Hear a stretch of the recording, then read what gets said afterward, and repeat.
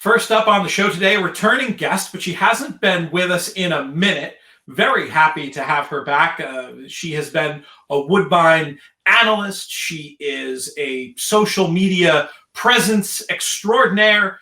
These days, she is a professional gambler, working mainly in horse racing and also sounds like the NFL. Maybe we'll ask her about that for a minute. Dawn Lupul, welcome back to the show. How are you? Oh, thanks, Peter. Thanks so much. I'm doing very well. Yeah. You know, that intro, when you walk into a dinner party and they say, "What do you do?" I'm a professional gambler. Crickets. Yeah. But when you say I'm an investor, they automatically think stock market. They're like, "Ooh, tell us more." It's a fun game, isn't it?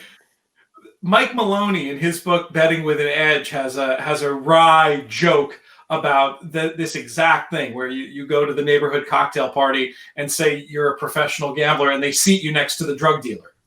Yeah, so true.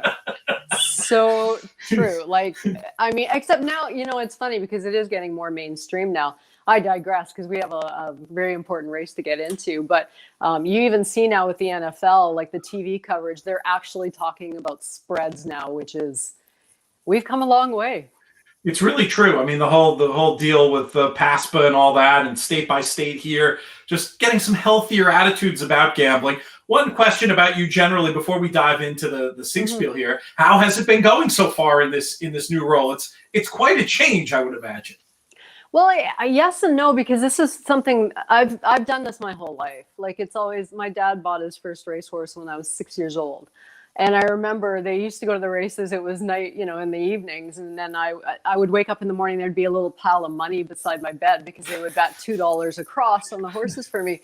So it's, the whole gambling thing has been in my mind for forever.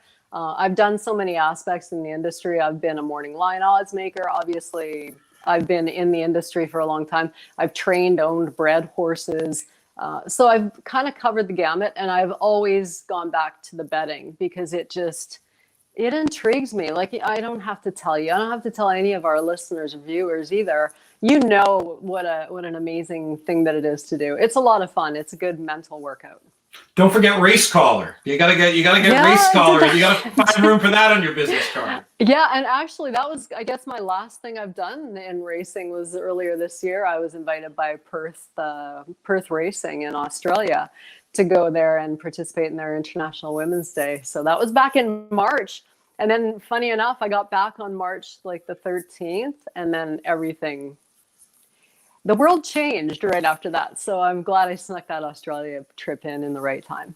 Very wise. We'll get back on the road one of these days. For me, I've been writing about this and talking about this. I've been in Toronto this weekend for the last 4 or 5 years, and I miss it terribly. It also coincides with my anniversary, so it's become like this really important thing to Susan and to me to be up there. Hopefully next year we can get back. This year we'll be enjoying from afar, and it's a great card of racing on Saturday. I'm very psyched to be talking about it on this show and elsewhere. And we have you here today to talk about our first graded stakes race on the day. It's the Grade 3 Singspiel, going 1.25 miles on the Woodbine turf. Breaking news, we'll give credit where credit is due. Ron Gearking of the place with the letters, the DRF, just tweeted out that Admiralty Pier will not be going here and will instead be taking up an assignment in the Woodbine Mile. Where does that leave you in this year's Singspiel, Dawn? Yeah, he was definitely the cog in the wheel because albeit obviously distance limitations, we would look at that as handicappers, and the connections probably looked at that as well. I think he actually had a good shot in here for a couple of reasons. I think I'm not sure about the mile. I actually preferred him in this race if I were going to bet him in a particular spot. But with him out, the big question mark now is, well, I guess he would have been the big question mark before. It was Tiz Islam. Tiz Islam, I don't know what to make of him. I mean, that was his last race. It was on the synthetic, so who cares? It's not a big thing, but it was so poor. And I didn't think he looked very good physically coming across the wire at the end of it. He's been working extremely well since then, so it may have just been a tired horse on the wrong surface on the day. He is a graded stakes winner on synthetic, though, so it's not like he completely hates it. His game is one way or no way. It's to the front, and that's why jockey Steve Bain's gotten along with him so well. He just lets him roll. Last start, if you look at the comment line, it says bumped at the start.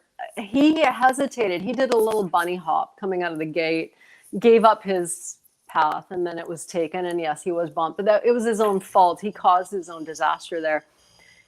If he can come out and break, I think he's got a great chance to go all the way. When I looked at this race, Peter, I don't know if you agree with me or not. We're looking at a bunch of allowance horses running in a grade 3. There's a lot of just like horses that really don't have a whole lot of stakes cred to their like in their resume. Tiz Slam is probably the classiest in that way, with 6 graded wins, 4 of those coming on the turf. So to me, the race pivots on him. Does he break and just take them all the way? I don't know that the turf is necessarily favoring that style. It does when it gets really warm here and there hasn't been, that much rain, but it's definitely feeling more fall-like. We had racing yesterday on the turf, on Thursday on the turf course, and horses seem to be happier coming from off the pace. So the course might be not exactly with him, but he's a big player for me. If he breaks, he's a huge question mark. He's got the class angle, and I do feel like that last workout, and I haven't seen anything particular in the workout report or any inside info, but just looking at the time of that 5 furlong move in the minute and 2 does maybe signal a little bit of a return to form. And certainly without having Admiralty Pier to knock heads with potentially on the front end, I can definitely see the case. It's hard to go too wrong leaning on class on the grass, even these days, even though it's such an old school angle. The horse that I feel like might class up best with Tiz Slam and the rest of these, and you could accuse me of being a homer here because I am friendly with the owners, but number 9, Nakamura, I think is a very interesting horse who I do think, the grade 1 and 2 level might be beyond his scope at this time. I do think fits nicely at the grade 3 level, especially a grade 3 like this that is largely comprised of allowance horses. So I was wondering if this one in the 3rd race off the bench, I know this spot was picked out a long time ago for Nakamura, been carefully handled by Graham Motion and the folks over at Staghawk Stables, who are also the folks associated with the Walton Whitman Brewery, where folks have seen me do our horse player happy hour shows the last few weeks. I think Nakamura has a big chance in here. Did you have any others you wanted to put forward as potentials to use in exotics or maybe even for the top spot? Yeah, we talk about class. I mean, let's face it, other than Tiz Slam, and his current form is completely up in the air. As far as I can tell, Nakamura fits very well with the rest of them. There are no world beaters in this field. I'm concerned he's going to be overbet. Kazushi Kimura is a really good jockey, very good. But his strength isn't necessarily turf routes. And this is one of these races, 1.25 miles. You have to really be there at the right time. So I'm willing to take a chance against betting him because I do think he's going to be overbet. That's my only knock on the horse. Can he win? Of course. If I'm playing, horizontals, he's in there, definitely on my ticket. I'm not going to leave a horse like that out. Graham Motion comes here usually with serious intent. The last 5 years, I looked up his stat. He's 12 for 54 on the turf, running in stake races here, graded stakes. The ROI is dismal, though. It's like $1.57, which, again, goes to the fact that these horses they ship in. They go, ooh, Graham Motion, who I happen to love, by the way. One of my faves. But they are overbet. I almost prefer the other horse. Now, I don't know the 4 standard deviation, the other horse of Graham Motion. If he's at his best, and again, another horse completely up in the air in terms of form, the trip to Qatar may have been more, taken more of a toll on him than we know yet. But at his best, he would compete in this field. He's going to be a better price. They may have shipped him. If he were Graham's only horse in here, I would really like him because sometimes you throw another one on the trailer, right? You're trucking one, you may as well truck 2 or 3. Who cares at that point?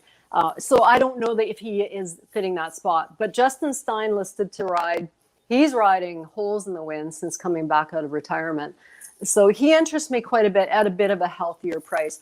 If I'm playing this race from a contest perspective, I'm taking standard deviation. I think as a contest bet, he'd be okay. If I'm playing it as a cash, I'm probably playing Nakamura because it seems logical. He's got the figures on turf. And if I'm I don't know. I have to watch post parade, I think, because Tizaslam still interests me quite a bit. It's always tricky when you have runners like Tizaslam and Standard Deviation, who you know there's more talent there than what you've seen recently. But I think you can probably, given the hands they're in with Graham Motion and Roger Atfield, I'd be inclined to include rather than disinclude. Sometimes when you see a trainer like that put a horse in a spot like this off these questionable running lines, they're doing it for a reason. So I think those are three very reasonable ways to go. The post parade will indicate, give us some more valuable intel, as will the tote board. But Dawn, I want to thank you so much for coming on and sharing your thoughts about this one. Would love to have you on again soon to talk more about these crazy adventures you're having in this new phase of your life. Yeah, sounds good. It is crazy. It's a little lonely, I have to say. Anybody who's ever pursued a gambling lifestyle knows it's a lot of hours just spent looking at figs and watching replays, whether it's sports or horses. So it's always nice to talk to you, even if it's in this way and not face to face. Well, Godspeed, my friend, and we'll be talking soon. Cheers. Thanks, Peter.